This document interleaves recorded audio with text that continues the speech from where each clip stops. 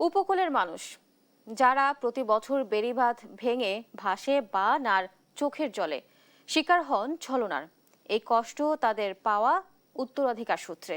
বর্ষা শুরু হতেই আবারও মাথাচাড়া দিয়ে উঠেছে চিরচেনা আতঙ্ক বেড়িবাঁধ ভাঙন। ঝুঁকিপূর্ণ হয়ে পড়েছে শতাধিক কিলোমিটার বাঁধ। এখনই প্রস্তুতি না নিলে ঘরছাড়া হতে পারে হাজারো মানুষ। বন ও পরিবেশ প্রতিমন্ত্রী শেখ ফরিদুল ইসলাম জানান, উপকূলে টেকসই বাঁধ নির্মাণ করা হবে। তবে বিশেষজ্ঞরা বলছেন, বাঁধ নির্মাণ পরিকল্পিতভাবে না হলে সুফল মিলবে না।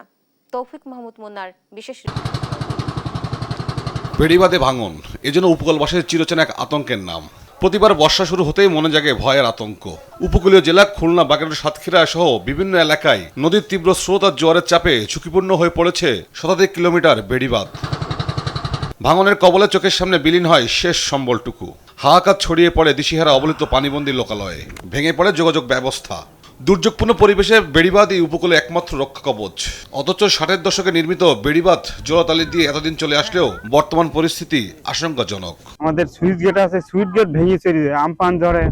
এই যে আপনার ব্লক দিয়েছে না এখন, তাও এখন নিচে ভাঙতিস একদম থেকে গভীর। ওই যে আমরা নদীর দিয়ে জাল পাতি একদম থেকে গভীর হয়ে গিয়ে সব জায়গা বসুই এখন তো ভর্তি গেছে আরো ছিল। এতদিন যদি এইগুলো না দেওয়া হয়তো এতদিন এখানে বসত বাড়ি একটাও থাকতো না। স্বাধীনতার পর উপকূল সুরক্ষায় নতুন করে স্থায়ী কোনো বাঁধ নির্মাণ হয়নি। পাকিস্তান আমলের বেড়িবাঁধ সংস্কার আর পুনর্নির্মাণে কেটে গেছে এত বছর। দীর্ঘ সময় ধরে কেবল জোয়াতালি দিয়ে চলছে। অনেক জায়গা ছিল, 8-10 একর জায়গা ছিল। এখন নদীতে ভাঙতে ভাঙতে যে অল্প একটু জায়গা আছে। লোক আমরা একেবারে গৃহহীন হয়ে পড়বো, ঘর দুয়ার কিচ্ছু থাকবে না আমাদের। রাস্তায় বাইরে থেই না, এই পর্যন্ত পানি ওঠে বাড়ির ভিতর এই নদীর ভেঙে যাওয়ার কারণে। দুইটা রাস্তা নদী গর্ভে বিলীন হয়ে গেছে। একরের পর একর সম্পত্তি আমাদের নদী গর্ভে বিলীন হয়ে গেছে।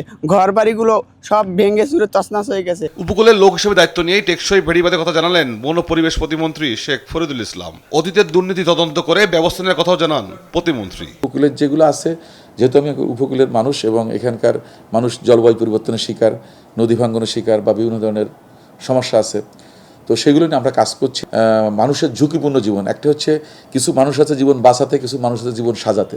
তোরা যারা বাঁচাতে ব্যস্ত তাদেরকে কিন্তু আমাদের সবচেয়ে বেশি গুরুত্ব দিতে হবে। তো সুতরাং আমি মনে করি বিশেষ করে কয়রা, দাকো ওই বিলটাতে বেশি, কিন্তু আমাদের এই বিলটাতে একটু কম, কারণ আমাদের সুন্দরবনের একটা আচ্ছাদন আছে। আর পাশাপাশি এই বিলটা দেখা যাচ্ছে যে আসলে ওইভাবে কিন্তু হচ্ছে না। এমনি লবণ পানির ঝুঁকি বা জলচরের ঝুঁকি সেটা আছে, কিন্তু ওইখানে কিন্তু ভেড়িবাঁধের কারণেই কিন্তু সব সমস্যাগুলো হচ্ছে, যেগুলো আমরা পত্রপত্রিকায় দেখতেছি বা নিউজে দেখতেছি। তো সুতরাং এইটা নিয়ে আমাদের নির্দেশনা দেওয়া আছে যে খুব দ্রুতই পদক্ষেপ নিয়ে এটাকে ঠিক করার জন্য, যেন উপকূলের মানুষগুলো এই দুর্যোগ থেকে যেন মোকাবেলা করে টিকে থাকতে পারে। বিশেষজ্ঞরা বলছেন, লোক দেখানো বাঁধ নির্মাণ করে সুফল মিলবে না। পরিকল্পিত কার্যকর স্থায়ী বাঁধই রক্ষা করতে পারে এই উপকূলবাসীকে। উপকূলীয় অঞ্চলের বাঁধ এবং প্রকৃতি নির্ভর সমাধান দিয়ে তাকে বাঁচানোর ব্যবস্থা করা।